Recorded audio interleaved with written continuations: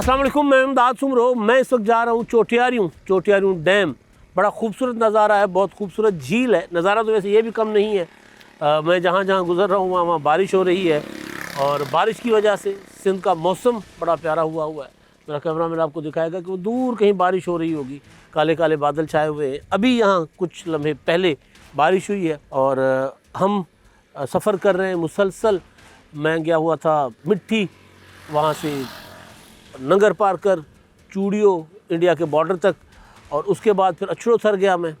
और अछड़ोथर के बाद मैं सोच रहा था कि मैं चोटियारियों जाऊं, लेकिन मेरे जहन में था कि मैं अगर उमरकोट से खिपरो आऊँगा तो मेरी कमर टूट जाएगी, क्योंकि कुछ साल पहले मैंने सफ़र किया था खिपरो से उमरकोट का। सड़क का नामो निशान नहीं था।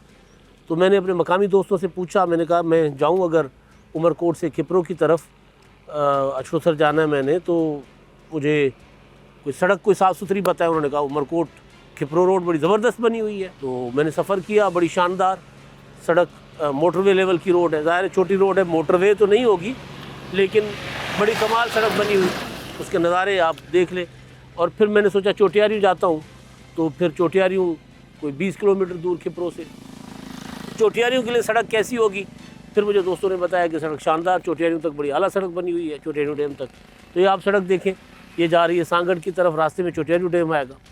खिपरो से चोटियारियों जो है वो 20 किलोमीटर पे है, सांगड़ से 50 किलोमीटर पर। तो बड़ा शानदार सफ़र। एक तो बारिश साथ साथ है, बारिश के मौसम बड़ा अच्छा है, और उसके साथ साथ फिर नज़ारे बड़े अच्छे मिल रहे हैं। ये इलाका बड़ा लश ग्रीन है। यहाँ पर जब मैं सफ़र कर रहा था तो दोनों तरफ कमांद की फसल लगी हुई है, या फुट्टी जिसको कपास कहते हैं वो, और उसके अलावा भी तरह तरह की जो अपना ज़रई इजनास वो यहाँ पर होती हैं। बड़े बड़े आमों के बागात, बड़े बड़े खूबसूरत। ये देखें, ये कमाद की फसल है पीछे मेरे, आपको मेरे कैमरामैन दिखाएंगे। तो बहरहाल मकसद चोटियारियों डैम दिखाने का है, और साथ साथ रोड्स का बताने का इसलिए ज़रूरी है कि सांगड़ का रोड इंफ्रास्ट्रक्चर जो किसी ज़माने में बहुत ज़्यादा बदतर होता था, अब बहुत बेहतरीन हो गया है। यानी मैं तकरीबन पूरा ज़िला ही फिर रहा हूँ एक तरह से। तो यहाँ पर बड़ा खूबसूरत सड़कें बनी हुई हैं। तो आप आएँ पाकिस्तान भर से, ये मौसम है। यहाँ पर छोटे छोटे डैम्स हैं, छोटी छोटी झील्स हैं, और ख़ूबसूरत किस्म के रेगिस्तान हैं। आपको मेहमान नवाजी मिलेगी और हर तरह की सहूलत भी मिलेगी। अब तो गेस्ट हाउसेस बन गए हैं, अब तो रिजॉर्ट्स बन गए हैं, तो लोग आते हैं घूमने फिरने। चोटियारियों में मिलकर चलकर मैं आपके साथ फर्दर गुफ्तगू करता हूँ।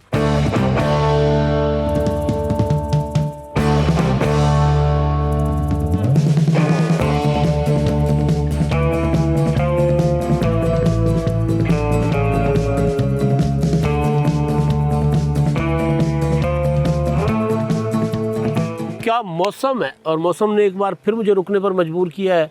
मैं एक रोड साइड पे एक झोंपड़ी है, कोई स्टॉल होगा, कोई फ्रूट शूट बेचता होगा, या चाय तक का तो खैर माहौल मुझे आने नहीं लग रहा, लेकिन बारिश की वजह से ज़ाहिर है वो नहीं आए जो मेहनतकश मज़दूर।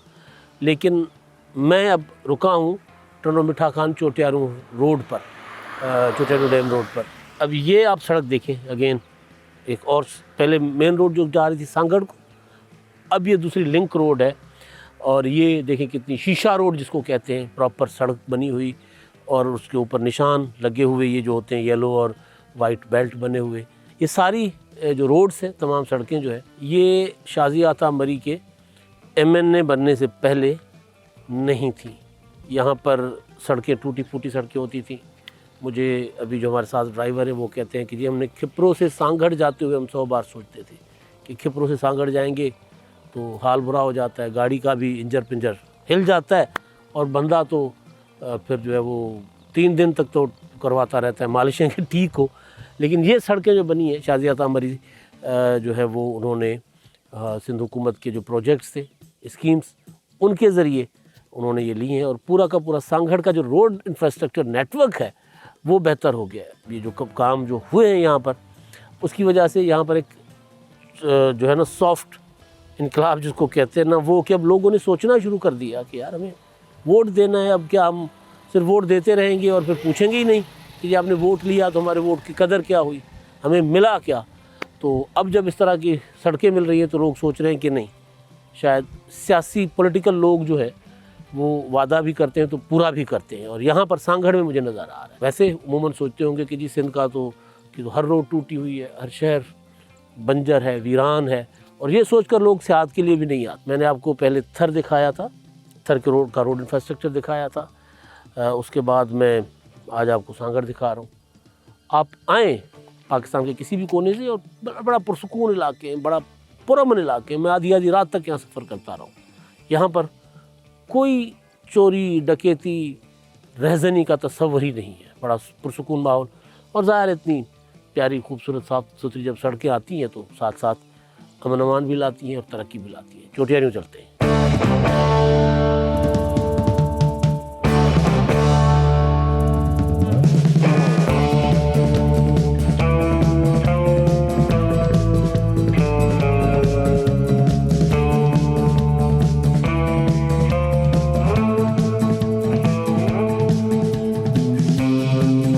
अच्छा जी, फाइनली मैं पहुंच गया हूँ चोटियारियों डैम। ये आप मेरे पीछे देख रहे हैं, ये अभी इसका आगाज़ है। चोटियारियों डैम, इसको बकार झील भी कहते हैं, बकार डंड वो भी कहते हैं, और कई और छोटी छोटी झीलें जो है वो यहाँ पर इसमें समा जाती हैं। वैसे अलग अलग उनके वजूद होते हैं, लेकिन जब पानी ज़्यादा आता है तो सारा एक हो जाती हैं सारी। ये जो सड़क आप देख रहे हैं, ये सड़क, मैंने रास्ते में आपको सड़कें दिखाई थी, लेकिन ये सड़क पहले नहीं बनी हुई थी। अब मुझे बता रहे थे लोग कि 12 अगस्त को ये वाली रोड जो है, ये हिस्सा इसका बना है। पीछे अभी वो कुछ किलोमीटर का टोटा जो है वो बन रहा है। तो ये इस तरफ सिर्फ छोटे छोटे गांव हैं, लेकिन सड़क का शानदार सड़क आप देखें किस तरह की जा रही है, छोटे छोटे गांव में, छोटे छोटे इलाकों में। ये सांगड़ तहसील है, और ये चोटियारियों में जहाँ से आगाज़ होता है इस झील का, और फिर ये रेगिस्तान में ही जाकर ख़त्म होती है। रतड़ाऊ दूसरा किनारा है उसका, और जहाँ ये ख़त्म होती है उसके बाद आगे फिर खैरपुर का रेगिस्तान शुरू हो जाता है। तो अभी हम अंदर चलते हैं। अंदर मैं आपको झील के अंदर, पानी के अंदर, वो मैं आपको नज़ारे करवाऊँगा, और फिर आगे चल के मैं आपको वो हवेलियाँ भी दिखाता हूँ। यहाँ आना कोई इतना मुश्किल नहीं है, बल्कि बिल्कुल आसान हो गया होगा। आप हैदराबाद से आएँ तो 2-2.25 घंटों में आप यहाँ पहुँच जाते हैं। सुकून से एंजॉय करें, बड़ा खूबसूरत नज़ारा है। मैं जब अंदर चल के आपको नज़ारे करवाऊँगा तो आप खुद कहेंगे कि कमाल है। चलते हैं झील के अंदर।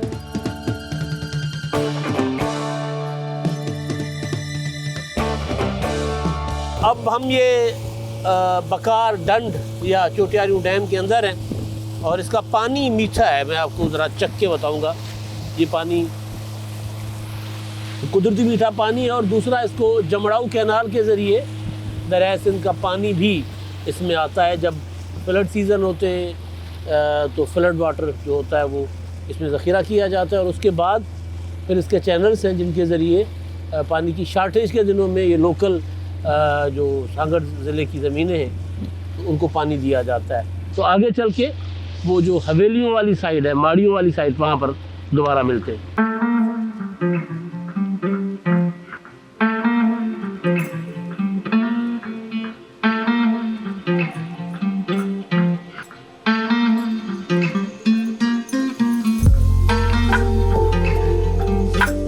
अब हम चोटियारियों डैम के किनारे पर पहुँचे हैं, बल्कि एक छोटा सा जजीरा बीच में बना हुआ है, वो देखें आप। वहाँ एक हवेली बनी हुई है, और एक हवेली जो है वो ये बनी हुई है। आपको हम दिखाते हैं, अंदर जाके दिखाते हैं। 2 भाइयों की हवेली थी। एक हवेली जो है वो खैर मोहम्मद जुनेजो की, ये वाली, और जो मेरी राइट साइड पे है वो हवेली माड़ी, वो थी पीर बख्श जुनेजो की।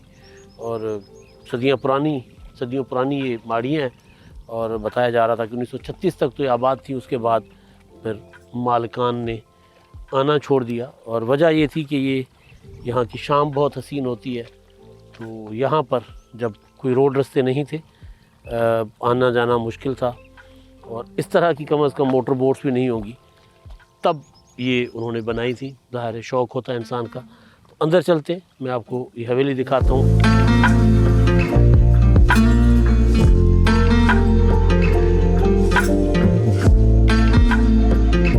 ये जी हवेली के हम अंदर दाखिल हो चुके हैं, हवेली के अकब से। ये देखें कच्चे कोठे बने हुए हैं, ये कच्चा सा कमरा। लेकिन जो हवेली है वो मौसम के मुताबिक बनाई गई थी यहाँ, क्योंकि शदीद गर्मियाँ भी होती हैं। तो हवेली की दीवार जो है 3-3, 4-4 फुट की दीवार है। मैं आपको दिखाता हूँ, और कच्चे गारे के साथ पक्की ईंटों के साथ और कच्ची मिट्टी के साथ इसको बनाया गया है। ये आप आसार देखें, पुराने ज़माने में जो अंग्रेज़ कंस्ट्रक्शन किया करते थे, जिस तरह के बने होते थे डाक बंगलोज़, और शानदार किस्म की हवेली है। अब आप मंज़र चेक करें कि उस तरफ झीलें ही झीलें हैं और इस तरफ टीले ही टीले हैं, रेगिस्तान है। तो ये उस वक्त बनाई गई थी हवेली। बस मैं डर सिर्फ एक चीज़ से रहा हूँ कि इस तरह की पुरानी हवेलियों में होते हैं पूंड, लड़ जाते हैं। तो ज़रा इधर से इससे नज़ारा करें आए।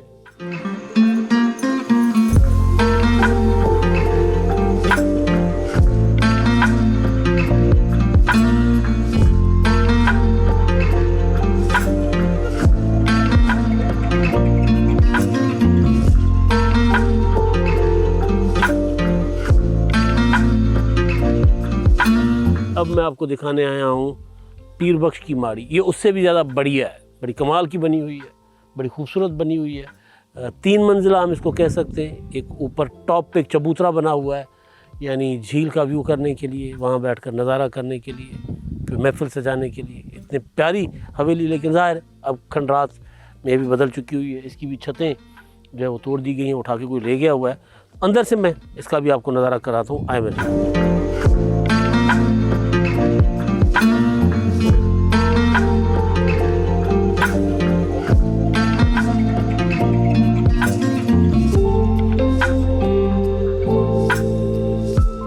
बख्श की हवेली जो है वो स्ट्रक्चर वाइज तो अपनी असल शक्ल में खड़ी हुई है। छत गायब कर दी गई है और जो उसका सहन वाला हिस्सा है उसको भी गायब कर दिया गया है, लेकिन इसका जो ढांचा है एज इट इज़ खड़ा हुआ बताता है कि किस तर्ज की हवेली थी। और इसमें तरह तरह के खूबसूरत नक्शो नगार और पुरानी तर्ज की टाइल्स भी लगी हुई हैं। और ये आगे से उसका हिस्सा है, वो ड्रोन का शॉट मैं आपको दिखा दूँगा।